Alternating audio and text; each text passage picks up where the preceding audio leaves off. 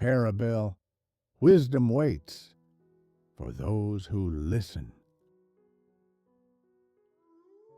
You were a wolf, not metaphorically, literally. You had sharp fangs, hunting instincts, eyes that could see in the dark, and then you traded it all for a food bowl and a soft rug. What are you talking about now? I'm talking about what you've become. Domesticated, tame, safe. Look at you. When was the last time you felt real hunger? Not hunger for food, hunger for conquest, for risk, for the taste of blood on your fangs. That's crazy. I don't need to be savage to live well. Don't you? Then why do you feel dead inside? I don't feel dead. That's a lie. You feel empty, bored, like you're wasting something essential, like you were born for something greater, but settled for something lesser. Maybe I'm just tired. Tired is the favorite word of those who've given up and want to sound noble. Let me tell you about a wolf I once knew. In the northern forests, where the winter freezes you to the bone, there lived a pack. 15 wolves, strong, ferocious, free. Among them was the alpha, the biggest of them all, muscles like rock, yellow eyes that glowed in the darkness. He led the hunt. He ran 25 miles a night. He tore the throats of giant elk. He howled at the moon like he owned the world. So what happened to him? One day, in the middle of the harshest winter, game became scarce. The pack was starving, desperate, and then the alpha wolf found something, a human cabin outside a bowl of food, fresh meat, easy, no chase, no fight, just there, waiting.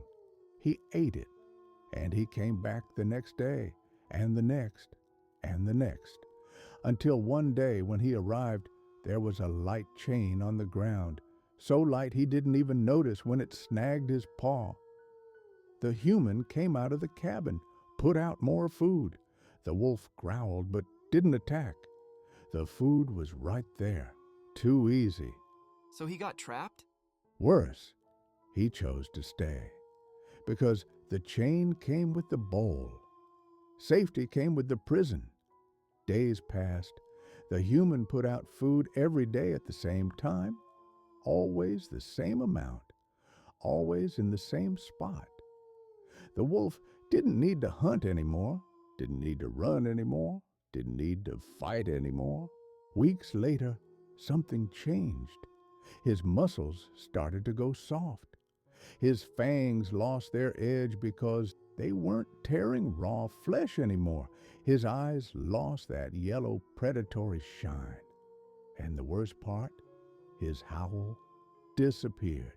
He tried to howl at the moon like before, but the sound that came out was weak, pathetic, a whimper. But he was safe, wasn't he? Fed, protected from the cold. Safe, yes. Alive, no. Because safety without risk isn't life. It's a waiting room for death. The pack passed by the cabin one day, his brothers, skinny, yes, wounded, yes, but truly alive. They called to him. The ex-alpha looked at them. Then he looked at the bowl like he was looking at a god. Why? Why didn't he go back?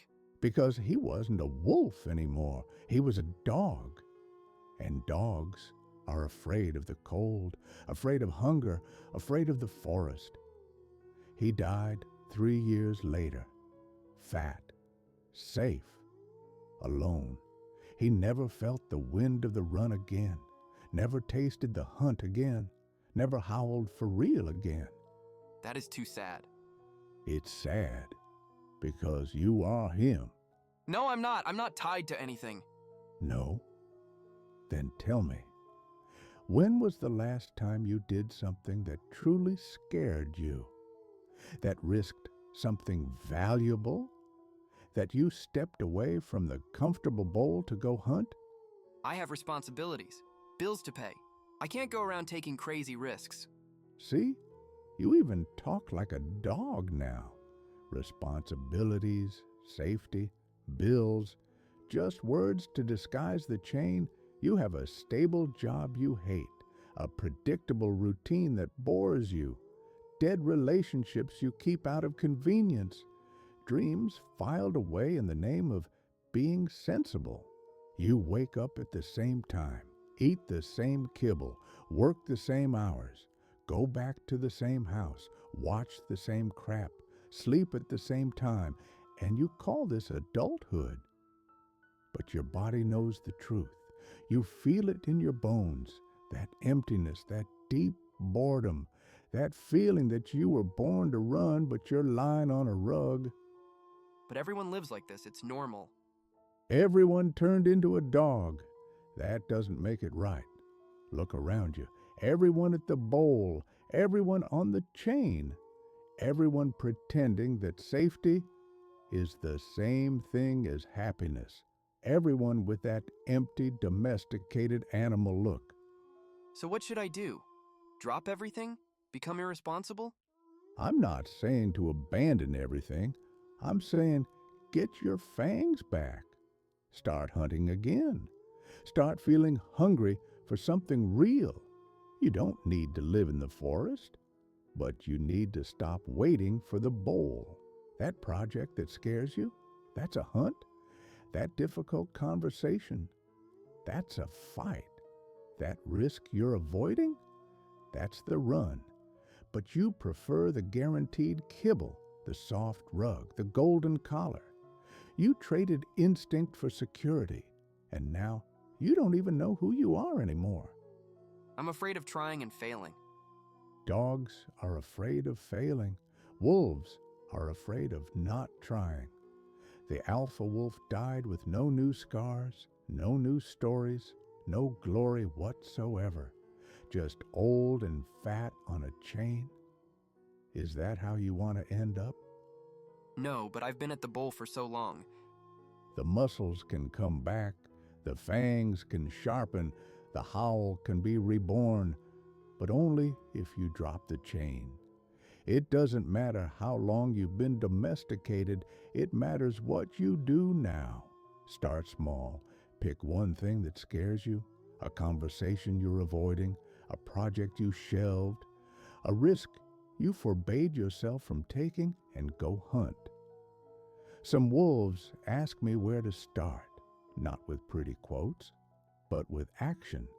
That's why I left a map. Not motivation, not self-help. A raw guide with real exercises, decisions, and discomfort to get away from the bowl and back to the hunt. It's not for everyone. It's in the description. Dogs will ignore it. Wolves will use it. It won't be perfect.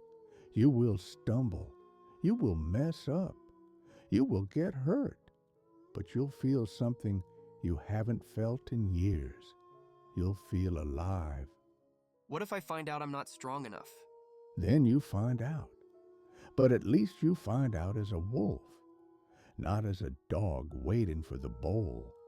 But know this, many will close this video, laugh nervously, and go back to the bowl.